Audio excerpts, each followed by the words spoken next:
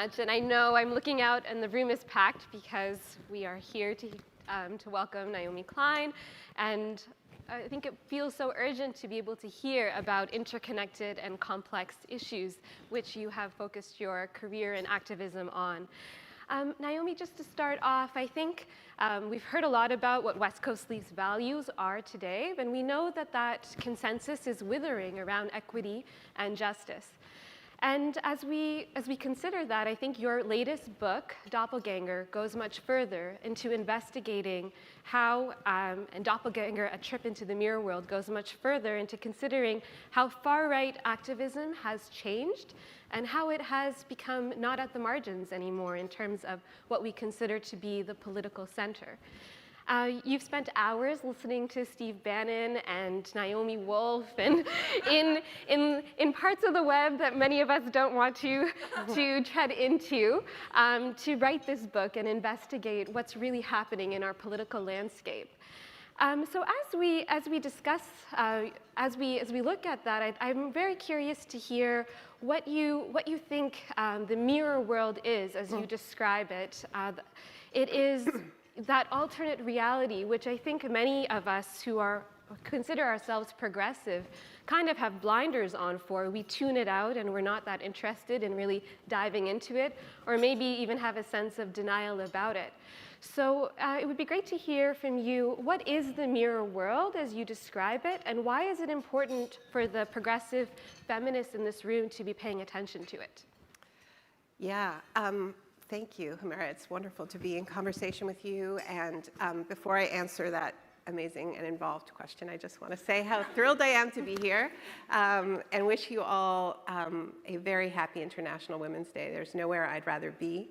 And congratulate West Coast Leaf on the amazing achievement of building this powerful community and sturdy institution. It means a lot to last for 40 years. And, you know, we are in this age where we have these kind of pop-up movements, right, that grow online, and we feel like, oh my goodness, there's millions of people with us, and we've all had that feeling around the racial justice uprisings, the climate strikes, the incredible outpouring in 2021 in solidarity with Indigenous people after the confirmation of unmarked graves across this country at so-called residential schools. And, but then so often, the outpouring sort of fades away, and partly it's because we haven't built enough institutions to hold the fact that most people are on our side, right?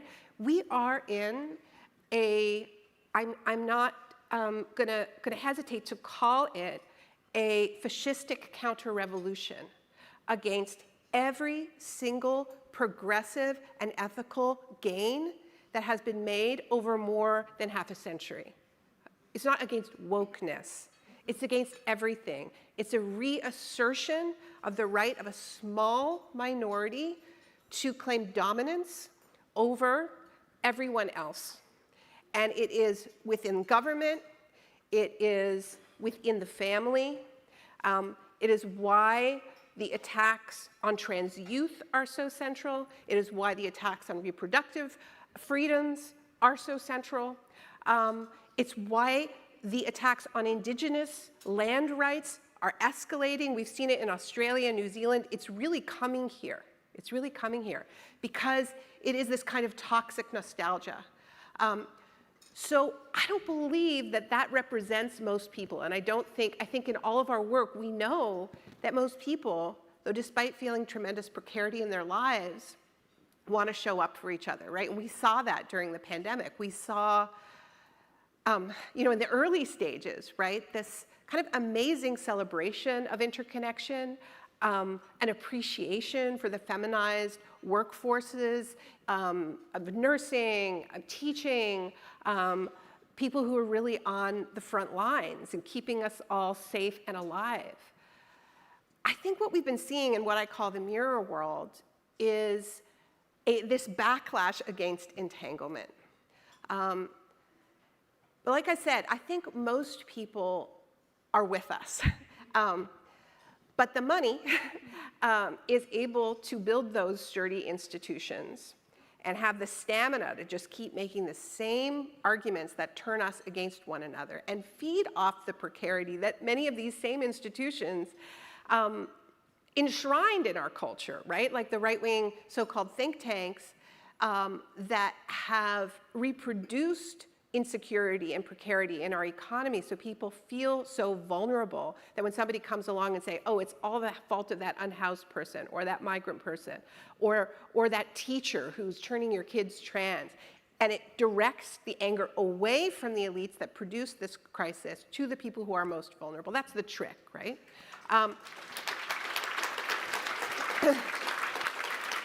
But just to build on Raji's amazing fundraising pitch, I don't think I've ever seen anything quite like it. It really, you know, I think it's a beautiful and pure act because it isn't about raising money for herself or for individuals. It's about understanding that we have to have the institutions to fight back, right?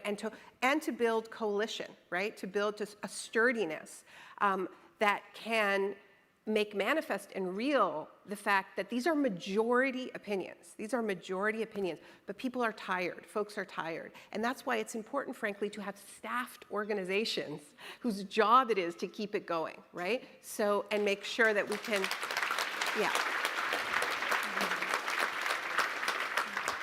So during the pandemic, I got interested in the way things were weirdly flipping. And I have to acknowledge my incredible colleague, Kendra Jewell, who's here. And it's rare for me to be speaking with Kendra in the room. Kendra was the lead researcher on Doppelganger. I could not have written the book without them. And Kendra is now my colleague at the Center for Climate Justice, where Kendra is the program manager for all of our work at the intersection of housing insecurity and climate, which is a huge issue here in BC. We remember that hundreds of people died during the heat dome in their homes. And so we really have to understand this. And I also want to acknowledge my wonderful co-director, Carol Liao, who's here. So Kendra and I just fell down the rabbit hole during the pandemic, trying to understand why so many people were starting to believe fantastical things about the public health measures, and that it wasn't just like the usual suspects, right? Like, yeah, it was not just like people who we would associate as being opposed to anything in the public sphere. It was also like a lot of yoga instructors and online wellness influencers, and somebody who a lot of people confuse with me, which is why the book is called Doppelganger. And I use that as a literary device, the fact that Naomi Wolf, another nonfiction writer, used to be very prominent, a third-wave feminist, now very, very close with Steve Bannon, big fan of Donald Trump, wrote several books filled with vaccine misinformation and disinformation. And, it's interesting because when I would tell people I was researching this, they would say, like, why? Like, no, those people are so marginal, like, why pay attention to them? Well, RFK Jr. is now in charge of public health in the United States. And we felt when we were researching this that what we were seeing, and I write this in the book, was the beginning of a new political realignment, a new political constellation that we could not afford to ignore. The trucker convoy happened, and that was sort of, I think, the first glimpse of it. Then in this province, very nearly there was a real upset provincially, with somebody who came to prominence on these very issues. So we can't afford to ignore it because they're becoming the government. And we have to understand how these issues, I call it the mirror world because they create this sort of these parallel institutions, parallel language, but they watch us. In the book, I actually refer to it as a one-way mirror because they're watching us, but we can't see them, or we choose not to see them. But they're really studying us, and one of the things that they're studying, and this is somebody like referring to somebody like Steve Bannon, is the issues and the people that our coalitions are leaving behind, And the way that we, and this can get a little bit uncomfortable, are not living our own values, right? So the way that we, say that we believe in a culture of care and inclusion, but one wrong word and you're out, And so I was sort of watching the way he was sort of feeding. This is the Bannon move. I mean, this is how Trump was elected the first time, was by going after the unionized workers who felt betrayed by the Democrats over free trade and flipping them from having voted multiple times for Obama over to Trump. And so now he's doing that with a lot of people. And one of the things I say in the book is that they get the facts wrong, but the feelings right. They're tapping into a feeling that elites are scheming against them, and they don't feel like there's a place for them in progressive circles and on the left. They don't feel that those sort of central issues around elite power are being addressed.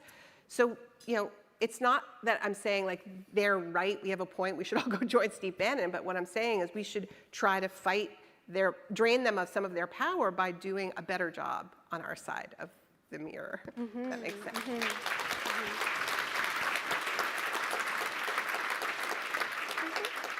What I found compelling also in your book is to look at the ways in which the perspectives which the mirror world fans and picks up on are also deeply rooted in history, whether it is whether it's colonialism, genocide, denialism, ableism, and other patriarchy, as we're here to talk about International Women's Day. Yeah. And these are deeply rooted insinuations that are now being used to divide again in different ways. One of the things you discuss in your book is the pathways by which people find their way into the mirror world. And what I found interesting was that you talk about how a despair in seeing any systemic change can be one of the avenues that leads people into the mirror world. Because as we saw during the COVID-19 pandemic, when you're stressed and when there is this rupture, the desire to pull back into individual choice, individual protectionism. And I suppose maybe we see something similar on a state level now with the tariffs and the Canada first, America first type of response. So how is it that we can push against this protectionism, this individualist impulse, and recenter and engage people again in the belief that systemic change is possible? Yeah, thank you for that question. Another great one.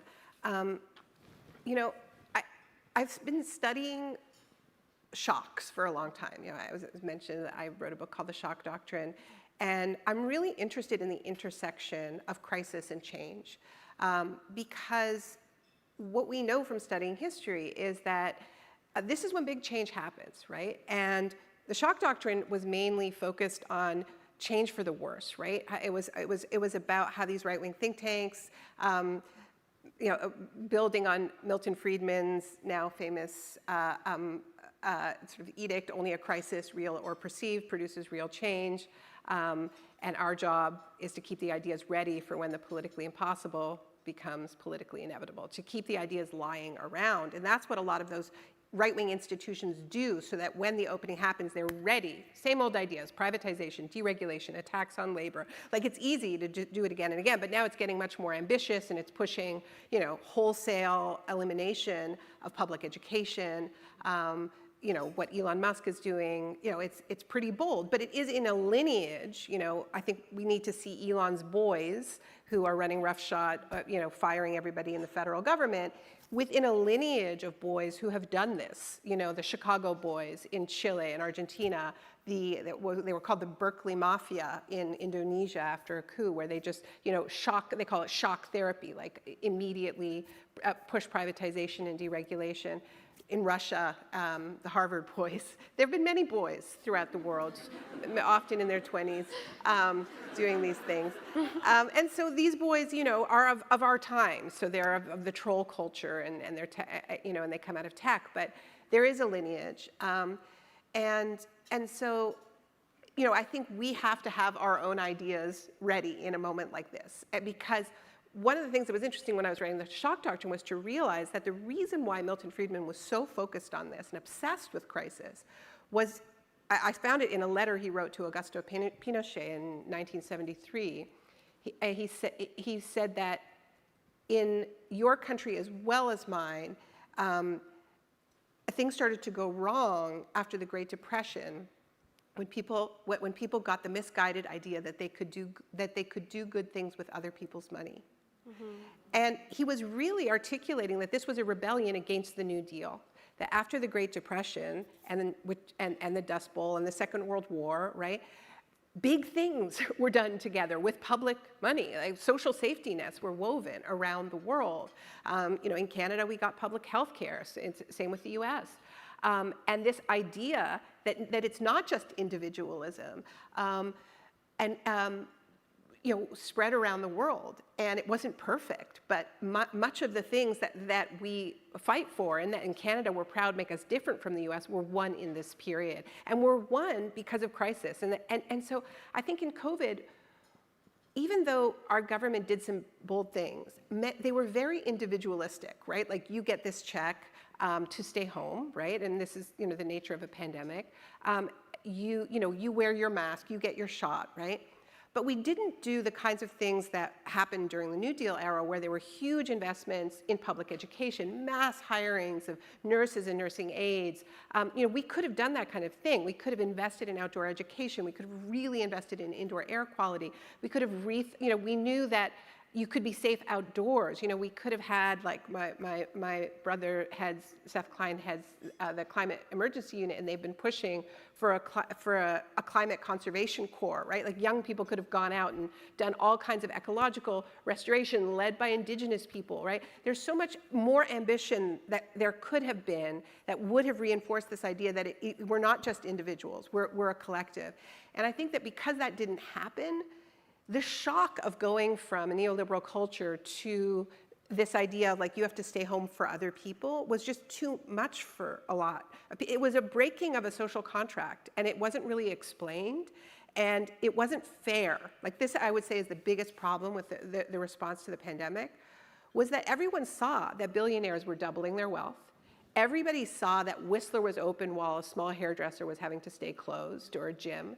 There were these huge double standards, and that is also very different from the Great Depression and the war period, where even the largest corporations, had to abide by, rations and so on. And it was, the slogan was like fair shares for all. There was none of that. Like people were seeing, billionaires on their yachts and all of that, and so. We have a moment now where we have another shock, and we are in the era of serial shocks and serial crises. Like this is it, right? It's not going to get unrocky, right? We have to decide how we want to hold on to the best parts of ourselves, right? Some people call it humanity. I'm not sure that's what I would call it.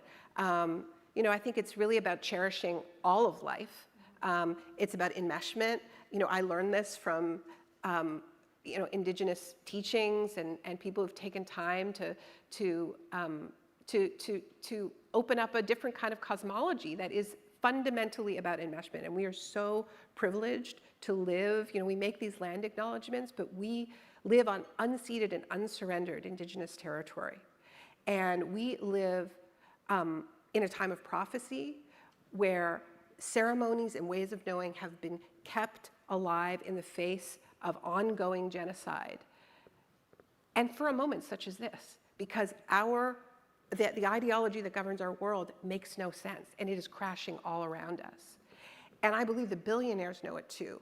And if we look at the way, and this is what I think is different about Trump's billionaires and this kind of shock doctrine and what I haven't seen before, there's an apocalyptic element to the behavior. There's an end times element to it. There are a lot of people who literally believe in the end times and believe that the rapture is coming, and that's part of why you have so many Christian Zionists in the Trump administration, including in very high-placed positions. They're in solidarity with Israel because they think the rapture is coming and they're going to get lifted up to a golden city in the sky, right? There are a lot of people who are building their golden cities down here, right? Including Trump, including Musk, Peter Thiel, all these billionaires with their, gilded escape plans. Sam Altman, he's going to be in Peter Thiel's hideout in New Zealand. I know this sounds wild, but they've been planning for a long time, and we should take them at their word. And when we look at what is happening with Trump and Putin and this, these great sort of, I think we're in a new kind of great game, but it's mainly about these nuclear-powered strongmen dividing up the world and just figuring out, okay, they've got the water, the critical minerals there, let's take that, you get that. And they've given up on this world. This is the thing that that I think we need to understand in our bones and in our hearts. They've given up on this world. They understand, and they're actually obsessed with the fact that it's all going to come crashing down, whether because of nukes or climate change or AI. This is why every show on Netflix is a survivalist thing. Like, they're obsessed, okay? But they don't want to stop it because they want to make the next quarter profits. And they know that AI, which is like a vampiric technology, just feeds on our water, on our energy, on our jobs. They need a new bubble. They don't care about any of it. And so they're going to get their next quarter of profits. And it's also what the crypto element is about. It's a dream of secession, right? They're wrapping themselves in the flag. They don't believe even in nation states, right? They believe in these fortress sort of city-states that are corporately controlled. And this is what we're glimpsing with Musk. And we should take it very seriously because we have our own folks here who are part of the same dream. So who are we in the face of this? Like, how do we animate coalitions? Like, and this is where, like, I think we have to really find our voice. That worldview is it's treasonous to this world. Like, they have given up on the sacredness and beauty of this world and every species in it. They don't cherish it. They don't care for it. They don't think it's worth saving. They've given up. They are developing their escape plans. That's what they want all the resources for. And that is terrifying, but it should be so galvanizing if we really let ourselves know it, that they don't believe we're all in it together. They don't believe in the beauty that surrounds us. And so I think building coalition and movement about committing to this place, like this shared home, to where we are, to each other, to our children, to the the sacredness of life is, I don't think we could have a broader coalition than that, or one that would be willing to fight harder. So yeah, I don't believe this is just your average fascism. I think this is end times fascism. And I don't think we should let them do it. I really don't.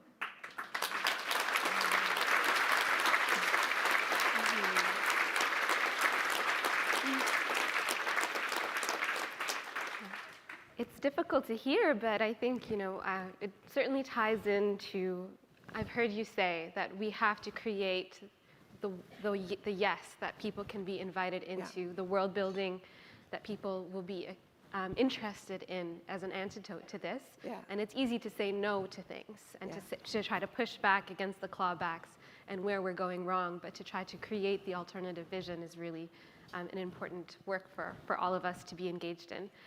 And I think it feels possible now, right? I mean, that is one thing I would say is funny about, like, it sounds strange to say, but like, Trump is showing that anything is possible. Like, all these things that we were told are unchangeable, oh no, you can't do that. Like, that there's a World Trade Organization rule against it, And they're just throwing everything up in the air, right? And one thing I would say that gives me a lot of hope is I think that that progressive movements and think tanks have really gotten the message that we need to have our ideas waiting around. And there are a lot of great ideas about how to build an economy that takes less from the earth, does more with it, recycles more of the inputs, that isn't just about fighting Trump by like building more pipelines and extracting more minerals and having more austerity and more anti-union legislation. Like that's what we're getting in the guise of fighting Trump at the moment from the top. But there's so many ideas that have been percolating at the grassroots about what an economy based on care and repair would look like. how we can be more resilient. We don't want to live on this roller coaster. We don't want to live on the roller coaster of Trump's tariffs, yes, no, maybe so, or the roller coaster of volatile commodities, that one day oil is $200 a barrel, then it's $40 a barrel, right? We know how to weave an economy that is much, much sturdier in the face of these shocks, and that is the work that we need to be putting forward now. We need to weave all of these great ideas around universal child care, around paying a living wage to care workers. I always say care work is climate work, right? It's low carbon. And so, but we need to tell a story. This is why I'm highlighting that there is this strange, mythic quality to the story being told on the right. Mm-hmm. We need to talk about meeting those material needs and how we can do it and how we can build a fair economy, but we also have to meet these needs that humans have for story, for a sense of meaning, that we're in this together, that we can do this together. And I think we can do it with more depth than just wrapping ourselves in the flag, I think we can do it with really committing to each other and to the earth, and to internationalism. And it's one of the things that I love about West Coast Leaf is that you are committed to international solidarity. We can make common cause with Mexico and Panama and, so many, Trump is uniting the world against him. And I do have this dream that maybe multilateralism will come back, but for real this time, with real democracy. So I think there's a lot that we can do. We have to be very, very bold, and we have to be in the broadest possible coalition right now. And we have to tell stories that can capture people's imagination in the face of these easy scapegoat stories that they're going to be hammered with. Mm-hmm.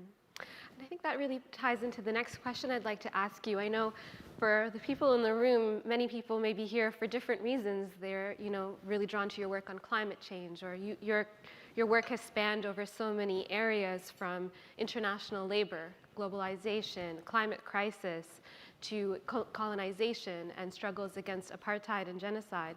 So when we are, as feminists in this room, how can the feminist movement bridge and connect better with the other movements that are taking place, and what could be achieved in doing so? Well, I think that it's part of telling a different kind of story, because the feminism that I believe in is a feminism that celebrates interdependence, that doesn't see it as weakness, and that really sees it as our deepest strength. And so I think that that this must be kind of an eco-feminist moment. And the kinds of relationships that have been built between West Coast Leaf and Musqueam and other Indigenous nations are so key. It was so interesting listening to all of the speeches earlier of just all these words, equity, diversity, equality, Indigenous rights. Our friends in the US aren't sure they're allowed to even say these words anymore. It's so precarious. And so we need to say them louder, and we need to reanimate them with meaning, and really bring more people along with us, right? And go back to basics. But I think, to me, this is such a feminist moment. And, I think the story the other story that we're being up against is all about these sort of self-made men who are, this is why things got so much worse during the pandemic, is because these self-styled masters of the universe were told that they had to close their workplaces, that they had to think about public health, they had to think about all these things that they didn't want to think about. And they're like, well, what was the point of becoming a billionaire if I couldn't do whatever the hell I wanted, right? And this is what Trump stands in for them, is he's the guy who never believed any of that, right? He's from the 80s, right? He's before even 1990s political correctness, right? He is this relic of the before times, right? And who just grabs whoever he wants, whenever he wants, and tells this absurd story about being self-made when he inherited family wealth. And I think the feminist story is the story of a celebration of entanglement. And I think, honestly, the anger at women at the center of this story, of their story, is I always think we're just a reminder that they come from us. like we're just like living embodiments of the lie of their singularity. Oh, yes. Yes.